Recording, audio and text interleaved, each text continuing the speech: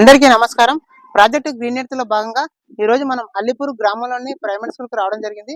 వచ్చి విద్యార్థులకి ప్రకృతి పట్ల కలిగే ఉపయోగాలు, అలాగే మనం ప్రకృతిని నిర్లక్ష్యం చేస్తే ఎలాంటి నష్టాలు ఎదుర్కోవాల్సి వస్తుందనేది వివరించడం జరిగింది. నా పేరు శ్రావణి. నేను 5వ క్లాస్ చదువుతున్నాను. మా పాఠశాల ఈరోజు చెట్ల గురించి చెప్పారు.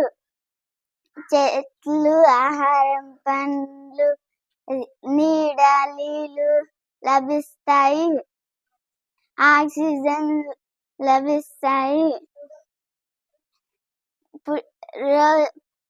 పుట్టినరోజు చెట్లను నాటాలి. Thank you.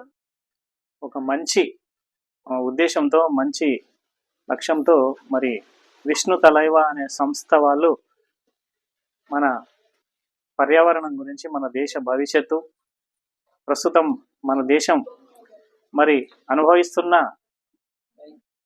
మరి పచ్చదనం లేక చెట్ల శాతం పడిపోయి, అడవుల శాతం పడిపోయి, పరిశ్రమలు ఎక్కువైపోయి మన దేశము ప్రస్తుత పరిస్థితిలో చాలా ప్రమాదకరమైన పరిస్థితిలో ఉంది. పర్యావరణం కూడా మన దేశమే కాదు, ప్రపంచం మొత్తం కూడా ఈరోజు పర్యావరణ పరంగా చూస్తే చాలా ప్రమాదకర స్థాయిలో ఉంది. చూస్తున్నాం, ఈ మధ్యనే మరి దుబాయ్లో అకాల వర్షాలు, భారీ వర్షాలు వచ్చినాయి. అక్కడక్కడ ఈ మధ్యనే మొన్న లేహ్, మన కాశ్మీర్లోని లేహ్ అనే ప్రాంతం ఉంటుంది.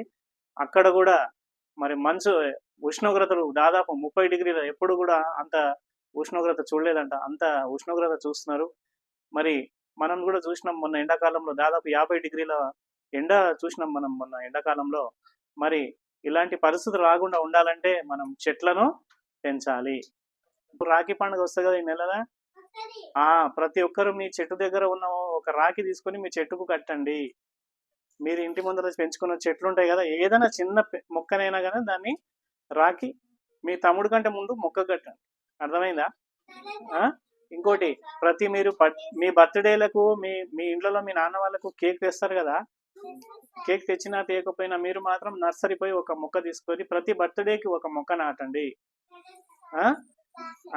చెట్టు పైన ప్రేమను పెంచుకోవాలి బిడ్డ. ఎందుకంటే చెట్టు మనకు ఎన్నో ఇస్తుంది. ఏమేమి ఇస్తుంది తెలుసా? చెట్టు ఏమిస్తుంది? ఆక్సిజన్, ఆహారం ఇస్తుంది. ఇంకేమిస్తుంది? పండ్లను ఇస్తుంది, అవునా? పువ్వులను ఇస్తుంది, అవునా? మంచి గుమగుమలాడే పువ్వులను ఇస్తుంది, మంచి మంచి పండ్లను ఇస్తుంది చెట్టు, మంచి నీడని ఇస్తుంది. ఇన్ని ఇస్తుంది కదా, అంటే మనకంటే గొప్పది చెట్టు కదా, మనిషి కంటే కూడా గొప్పది చెట్టు. అన్ని ఇస్తుంది కానీ ఏమి తీసుకోదు. మనమైతేనేమో ఏమైనా ఇస్తే నాకేమిస్తావని అంటాం కదా, కానీ చెట్టు ఏమైనా అడుగుతుందా?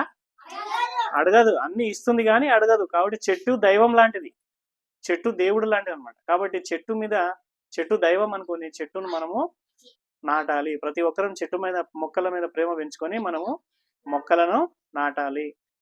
ఈరోజు ఇంత మంచి ప్రోగ్రాము, పిల్లలు ఈ అన్నవాళ్ళు వచ్చి ఇంత మంచి ప్రోగ్రాం చెప్పినందుకు నాకు చాలా చాలా సంతోషంగా ఉంది. నేను అనుకుంటున్నా ఇలాంటి సంస్థలు లేవేందుకని ఈ మధ్యనే ఆలోచిస్తున్నాను.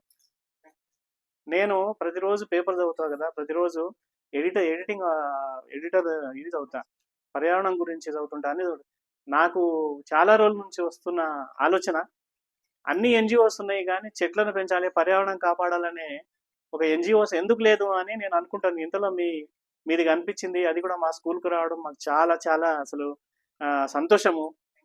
మీరు ఇంకా ఇలాంటివి ఎన్నో స్కూళ్ళల్లో చెప్పాలి. మీ లక్ష్యం ఇంకా చాలా పెద్దది కావాలి. మీరు అనుకున్న ప్రతి కార్యం కూడా సఫలం కావాలని కోరుకుంటున్నా. మీ లక్ష్యం కంపల్సరిగా సక్సెస్ అవుతుందని నేను అనుకుంటున్నా. కావున మా పాఠశాలకు వచ్చి మా పిల్లలని ఇలా అవేర్నెస్ చేసినందుకు మీ అందరికీ కూడా, మీ సంస్థకు కూడా, మీ సంస్థకు ధన్యవాదాలు తెలుపుకుంటున్నాను. Thank you.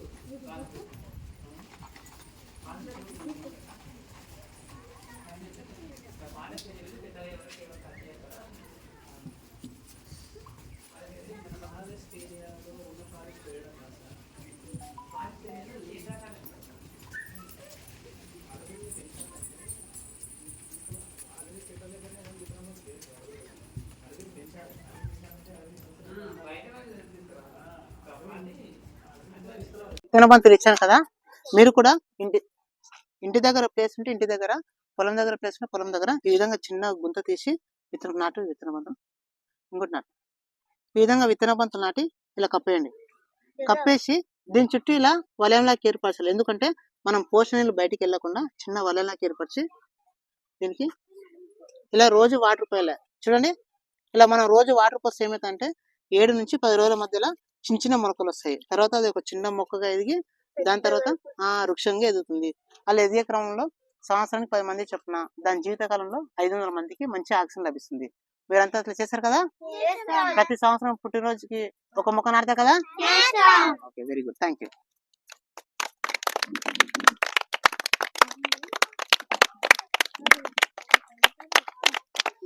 వృక్షో రక్షతి రక్షితః. పచ్చని చెట్లు ప్రగతికి మెట్లు. పచ్చని చెట్లు ప్రగతికి మెట్లు. నాకు ఈ అవకాశం ఇచ్చిన స్కూల్ హెడ్ మాస్టర్ కి, సార్ వాళ్ళకి, మీ అందరికీ హృదయపూర్వక ధన్యవాదాలు.